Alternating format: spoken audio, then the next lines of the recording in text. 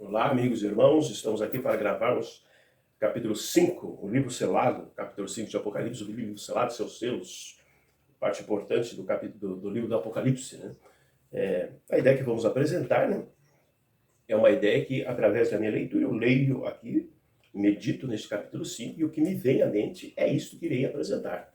Estarei disponibilizando também, deixando no comentário, dois vídeos alinhados com o pensamento da igreja adventista, dois vídeos de teólogos adventistas falando sobre este tema. Sugiro que acompanhe esse posicionamento que eu vou trazer e também acompanhe esses dois vídeos que eu vou deixar nos comentários ali o link. E gostaria também que você, ao estudar, se tem um parecer diferente deste que vai ser aqui apresentado, comente também, né? Para que a gente possa crescer na compreensão, né? Traga no seu comentário ali algo para que possamos crescer na compreensão deste livro, sei lá, dos seus selos. O verso 1, ele vai dizer: vi na mão direita daquele que estava sentado no trono um livro escrito por dentro e por fora, de todo selado com 7 selos. Existem muitas informações que poderíamos gastar aqui o tempo todo do nosso vídeo só neste verso 1. Porém, vamos nos ater a esta frase: um livro escrito por dentro e por fora, de todo selado com 7 selos. Vamos nos deter nesta parte para entender este livro, de todo selado e os seus 7 selos. E na sequência vem dizer assim: vi também um anjo forte, né, que proclamava com grande voz: quem é digno de abrir o livro e de desatar os selos? Chamar a tua atenção para este questionamento que o anjo está aqui levantando. Quem é digno de abrir o livro? Isto é uma ação aqui daquele que for digno. Quem é digno de abrir o livro e desatar seus selos? Duas informações estão contidas aqui, né? Abrir o livro, desatando seus selos. Esta pergunta que é levantada aqui, desde quando será que essa pergunta ela ecoa pelo céu? Aqui, essa pergunta ganha voz. Um anjo, né, poderoso vai trazer essa pergunta. Mas será que eles estavam esperando só a presença de João para fazer esse questionamento? Ou esta já é uma pergunta antiga? Quem é digno de abrir o livro e desatar seus selos? O verso 3 vai dizer: ora, nem no céu, nem sobre a terra, nem debaixo da terra, ninguém podia abrir o livro, nem mesmo olhar para ele. Então veja aqui, depois que a pergunta ecoa, né, quem é digno? De uma forma quando todos poderiam ouvir aquela pergunta: quem é digno? E o silêncio vai responder que ninguém. Quando a gente ouve essa citação, ninguém podia abrir o livro, chega-se a esta conclusão: né? Ninguém pode abrir o livro. Este ninguém, né, entre aqueles que estão incapazes de abrir este livro, poderíamos dizer que o Espírito Santo está aqui, também sendo identificado como incapaz de abrir o livro? Será que podemos dizer que Deus, o Pai, está aqui listado também entre aqueles que são incapazes de abrir o livro? A resposta, dentro do próprio narrativa, é sim. Ninguém podia abrir este livro. Vamos pensar um pouquinho sobre o que é um livro. Aqui em mãos, eu tenho um livro, né, a Bíblia, formada por 66 outros livros aqui dentro, né? Deus se utiliza de 40 profetas num período de mais ou menos 1.500 anos para trazer à humanidade este livro de orientação. Aqui temos a mensagem de Deus para a salvação da humanidade. Então, este livro, como que ele chega até nós? No primeiro momento, Deus ele se comunica, o Espírito Santo, né, ele chega, ele vai inspirar pessoas a escreverem. E o Espírito Santo, então, vai inspirando pessoas, e até completar 40 pessoas que participaram, num período de tempo de mais ou menos 1.500 anos, desde que o primeiro começou, Moisés, até o último, João, trouxe a sua participação. Então, um livro, seja este ou qualquer outro livro, alguém vai estudar, vai planejar, vai pesquisar, e depois ele vai reunir o seu material e vai introduzir a sua mensagem dentro do que nós chamamos de livro. Então, o que é um livro? Livro é um conjunto de informações que foi organizado por alguém e disponibilizado para que outros tenham acesso a essa informação. Isso é uma definição de um livro.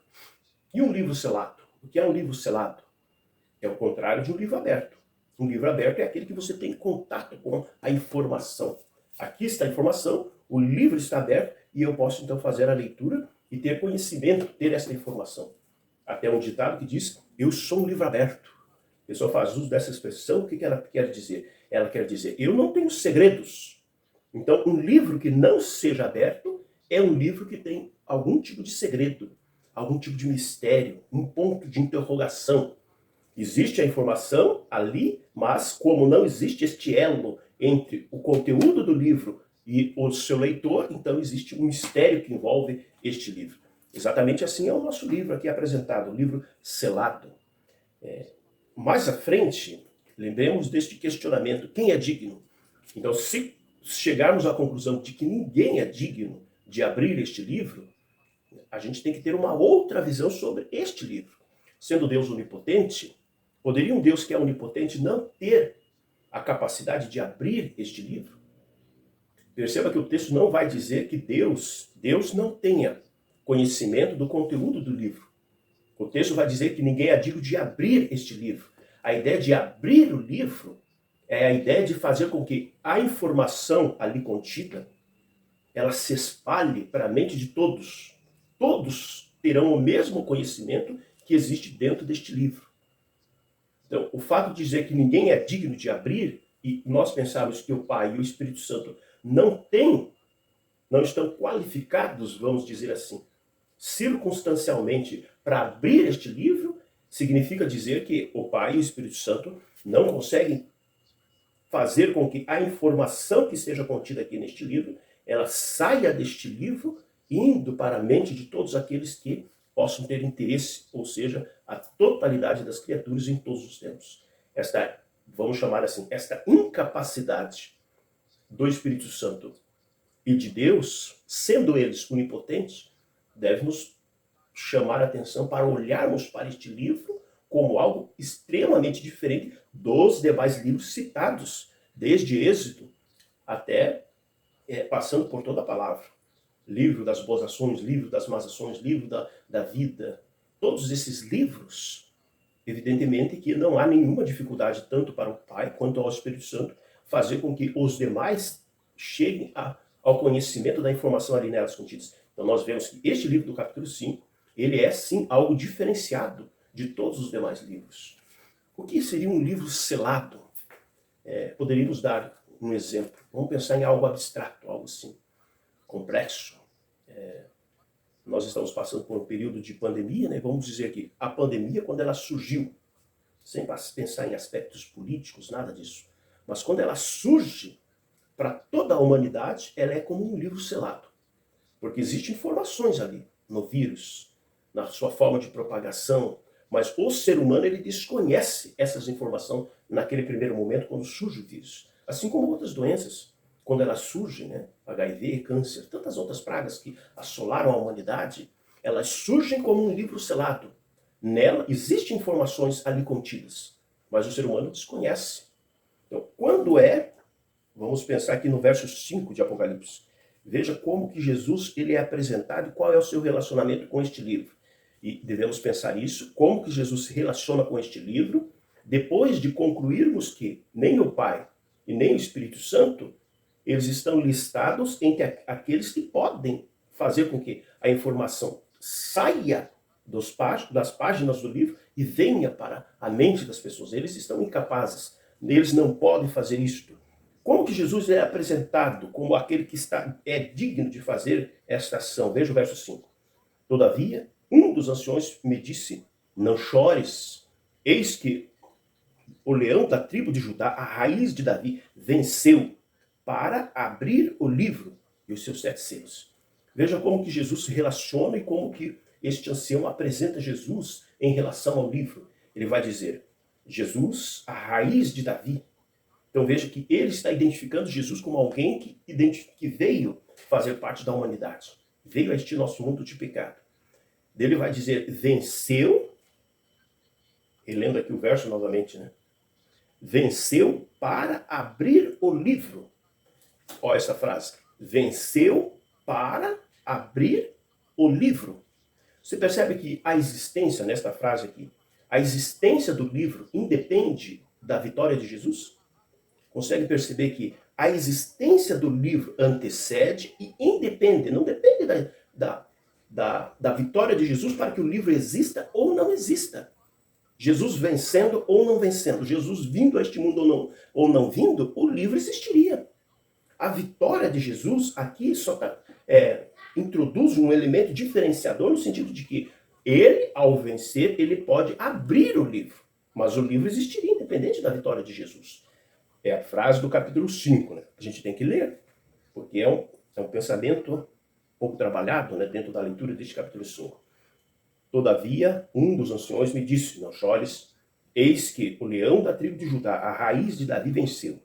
Quando a gente pensa em vencer, olhando para Jesus, a gente vai identificar algumas fases na vida de Jesus. Para vencer, ele teria que nascer. Para vencer, ele teria que viver uma vida santa sem pecado. Para vencer, ele teria que pagar o preço do pecado, Romanos 3, né? O salário do 6, 23. O salário do pecado é a morte, né? Então, ele morreu. Para vencer, Coríntios vai dizer que ele tinha que ressuscitar. Porque se ele não ressuscitasse, seria vã nossa fé. Então, ele ressuscitou. E para vencer, ele tinha que apresentar-se diante do Pai, e é o que está acontecendo agora no capítulo 5, como a primícia, né? As primícias. Então, veja, dentro dessa palavrinha vencer, tem toda essa narrativa da vida de Jesus. Seu nascimento, vida, morte, ressurreição e ascensão ao céu. Então, quando Jesus passa por todas essas frases, ele é identificado como um vencedor. Ao ser um vencedor, o que ele pode agora fazer? Venceu para abrir o livro. Então, veja, o livro existe, independente da vitória ou não de Jesus, do nascimento ou não de Jesus. Só que, existindo este livro e não havendo um vencedor, e aí que Jesus se diferencia do Pai e o Espírito Santo neste quesito. Ele é o que veio a este mundo e venceu. É isto o que o torna digno. Não é o fato dele ser divino, não é a sua divindade. Porque divino, o Pai e o Espírito Santo também o são. E mesmo assim, eles não estão listados entre aqueles que podem abrir o livro. Então, a existência do livro, o texto deixa claro isso, a existência do livro independe da vitória de Jesus. O livro ele não existe porque Jesus venceu, não. O livro antecede. É o livro que cobra alguém que seja digno de abri-lo. Então, é o livro que cobra. Então, antes de Jesus vir e vencer, este livro aqui do capítulo 5 já existia. Agora, Jesus vencendo, ele é capaz de abrir o livro e desatar os seus selos. Se a gente juntar todas essas informações, ninguém pode abrir com exceção de Jesus. Jesus pode abrir por quê? Porque ele é divino? Não. Porque ele é vencedor sobre o pecado. Né? É evidente que a sua parte divina vai ter uma participação aí. Mas eu digo que ela não é a parte principal, porque características divinas, o Pai e o Espírito Santo também estão, e eles não são listados como aqueles que podem. Então, por que Jesus pode? Ele tem vários atributos seus, mas ele venceu, ele veio a este mundo e venceu. Isto o torna capaz de abrir o livro. Então, o que seria este livro? Algo que os Pai e o Espírito Santo não podem fazer, Jesus pode porque veio a este mundo. O livro não existe devido ao fato de Jesus ter sido vitorioso. Por exemplo, por que existirá um livro da vida? Porque Jesus venceu. Por que é relevante ter um livro de boas e más obras? Porque Jesus venceu. Então, todos os demais livros citados na palavra, a sua existência tem uma dependência direta da vitória de Jesus. Mas este livro do capítulo 5, a sua existência não depende da vitória de Jesus. O que depende é Jesus poder ou não abrir o livro. Então, o que seria este livro? Este livro nada mais é do que o grande questionamento que surgiu na mente daqueles que participaram do início do pecado. O que é a verdade? O que é a mentira? O que é o bem? O que é o mal? Houve conflito no céu e as partes se posicionaram. Mas ainda restava na mente de ambos os lados, digamos assim, questionamentos. Perguntas sem respostas. Essas respostas não poderiam ser trazidas pela força do Deus Pai. Não pelo Espírito Santo, mas pela vitória de Jesus. Então, o que traz luz para que possa Jesus abrir este livro que responda a este questionamento que é o que está sendo representado neste livro? Este livro é um grande ponto de interrogação. O que é o bem? O que é o mal? O que é o pecado? O que é essa rebelião que surgiu no universo de Deus? E na cruz do Calvário, Jesus, ele lança luz para que o bem, o amor, a verdade sejam compreendidos da sua forma mais profundas.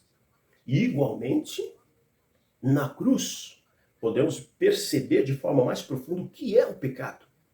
O quão profundo alguém pode se afastar dos ideais desenvolvidos por Deus e criar o mal. O que é o mal? Então, tudo isso vem luz, vem informação através da cruz do Calvário. Então, o que é o livro selado? Ele é o grande questionamento que surge na mente das criaturas de Deus assim que nasceu o pecado. A pergunta que a gente cria a partir do início aqui, né? O verso 2, né?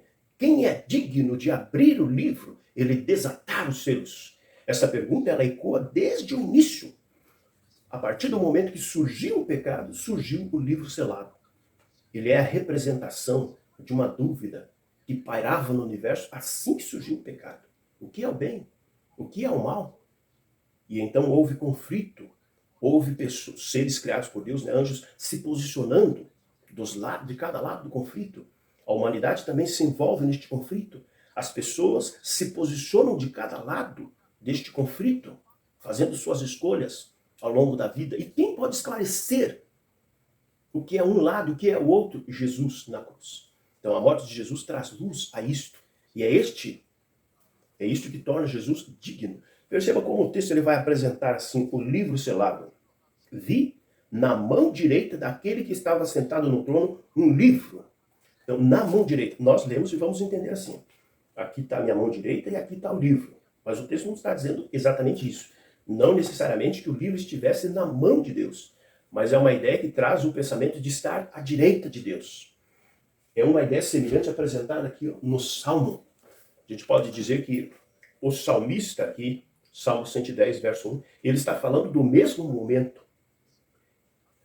Veja como que Deus diz. Disse o Senhor ao meu Senhor, assenta-te à minha mão direita, até que eu ponha os teus inimigos por estrado dos teus pés. Então, assenta-te à minha mão direita. No texto de Apocalipse vem dizendo que o livro estava à mão direita de Deus.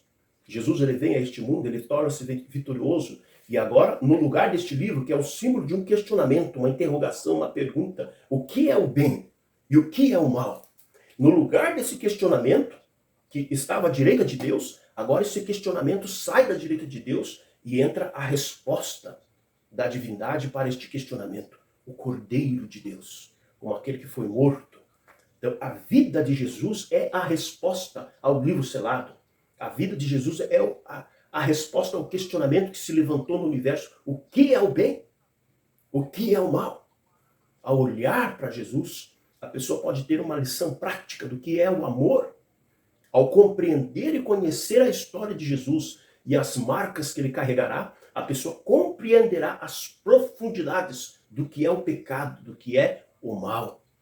Daí, aqui na sequência, o verso 9 vai dizer assim, e entoava um novo cântico dizendo, aqui os seres celestiais, os 24 anciões, os 4 seres viventes, e entoava um novo cântico, dizendo, digno é de tomar o livro e de abrir-lhe os selos.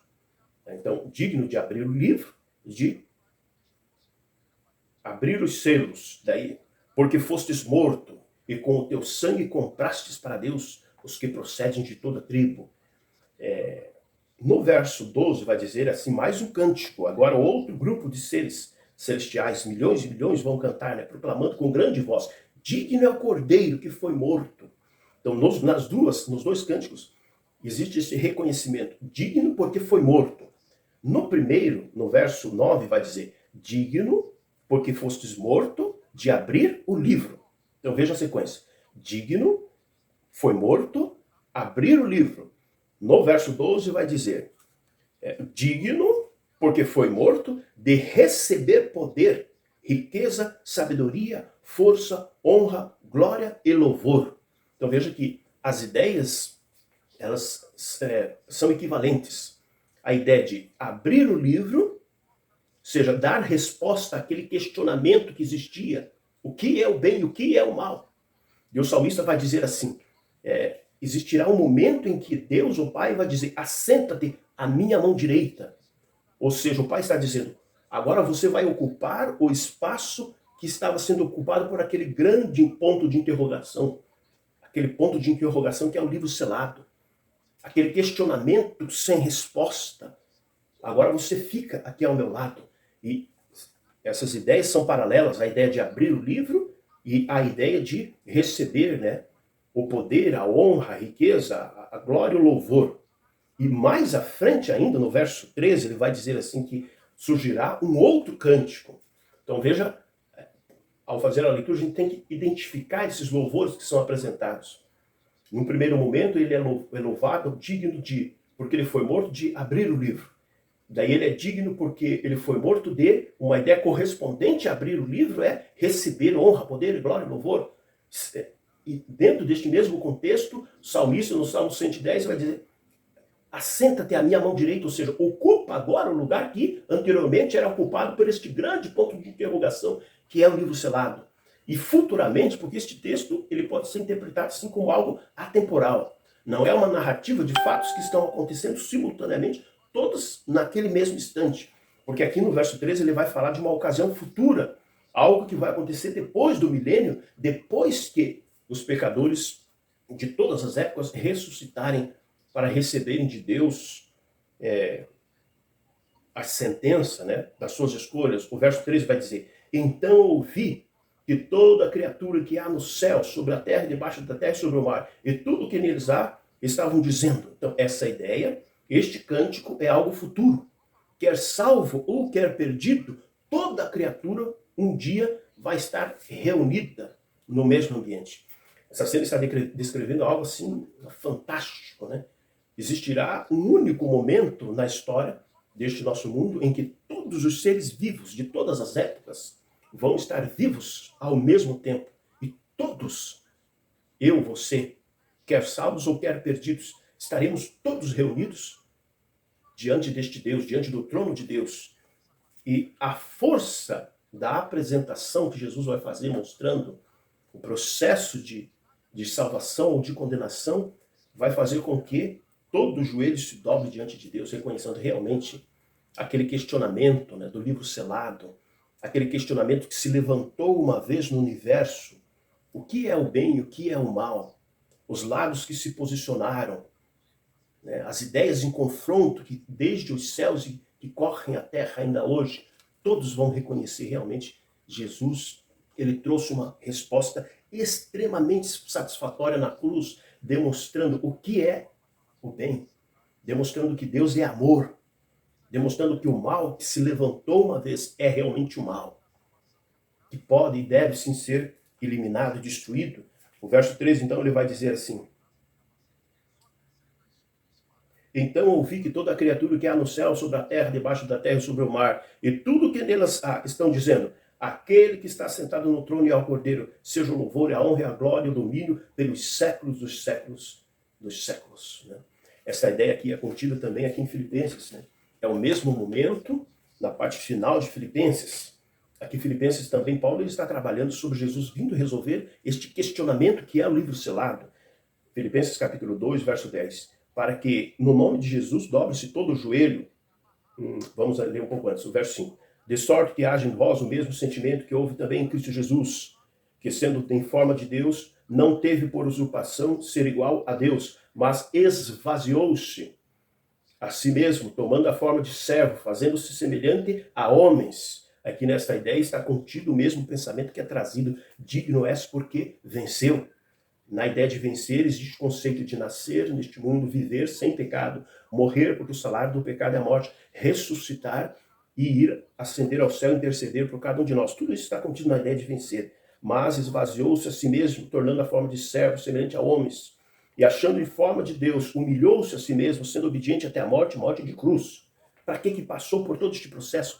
Para responder esse questionamento que se levanta no livro selado, este grande ponto de interrogação: o que é o bem? O que é amor? O que é o mal? Quais são as reais intenções de Deus? Quais são as reais intenções de Satanás, o opositor, o inimigo? Tudo está revelado na cruz. Por isso também Deus o exaltou soberanamente. Ele deu nome sobre todo o nome, para que ao nome do Senhor Jesus se dobre todo o joelho, dos que estão nos céus, na terra e debaixo da terra, e toda língua confesse que Jesus Cristo é Senhor, para a glória de Deus, o Pai. Que momento é este que está sendo descrito aqui na parte final de Filipenses? É o mesmo momento descrito no Apocalipse, capítulo 5, ali a partir do verso 13. Que momento é este? É um momento único para a história da humanidade, onde todos os seres humanos que já passaram por este mundo estarão em vida. Alguns já receberam 1000 anos antes da ressurreição da vida, já passaram 1000 anos com Jesus. Outros estão receberam a ressurreição para a condenação. E agora, depois de uma exposição que Deus fará, todo joelho se dobrará, toda língua confessará que Deus realmente é Senhor, que Deus é amor. Que nós possamos estar do lado daqueles que estarão recebendo participando desta reunião, que estará ali todo o ser humano, toda a humanidade, todos os tempos participando, que nós possamos estar entre os salvos. E finalizamos, o que seriam os 7 selos? Se quero identificar que o livro selado é uma questão, é a resposta de Deus para um questionamento que surge assim que inicia-se o pecado. O que é o amor, o que é o bem, o que é o mal? Quais são as intenções de Deus, quais são as intenções do inimigo, do opositor de Satanás? O que é o livro? O que são os selos? A gente deve entender que o texto vai dizer assim, um livro todo ele selado com 7 selos. Então, quando abre uma primeira camada, não significa que você já tem acesso ao conteúdo do livro. Quando você abre uma segunda camada, não significa que você tem acesso ao conteúdo do livro, nem a partes do conteúdo, nem ao livro. Só significa que está sendo abertas as camadas. E o que os selos estão representando? Quando os selos são abertos, os cavalos, eles vão saindo um após o outro, representando os 4 primeiros selos. E o que eles representam? Representam que a vitória de Jesus, ela responde ao questionamento que é representado representa o livro, né? O que é o bem, o que é o mal. Mas também a vitória de Jesus é o que possibilita que a história humana ela possa fruir, ela possa acontecer, para que aqueles possam se posicionar para o bem ou para o mal, fazer suas escolhas para o bem ou para o mal. O sangue de Jesus também possibilita isso.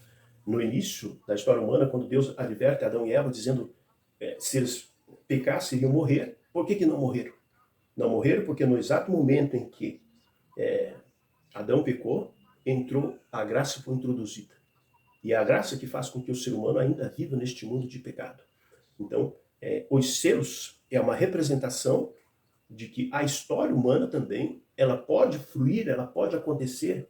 Homens escolherão o bem, homens escolherão o mal. E este fluir da história humana é possível também pela vitória de Jesus. É Jesus que abre os selos, ou seja, é Jesus que possibilita que exista uma história neste mundo, apesar de ser um mundo de pecado e de rebelião contra Deus. Que Deus nos abençoe, nós possamos sempre dedicar tempo para estudar a sua palavra e estarmos cientes, né, e nos preparando para estarmos do lado certo naquela reunião que vai acontecer após o milênio, onde todos confessarão que o Senhor, ele é realmente a representação absoluta do amor e do bem, e que o inimigo estará totalmente desmascarado, as suas ideias, né, sempre escondidos por trás, usando uma serpente, usando um homem, usando outros, sempre tentando enganar as pessoas, mas a sua máscara finalmente irá cair para a totalidade dos seres criados. E então todos se dobrarão diante de Deus, reconhecendo que Ele é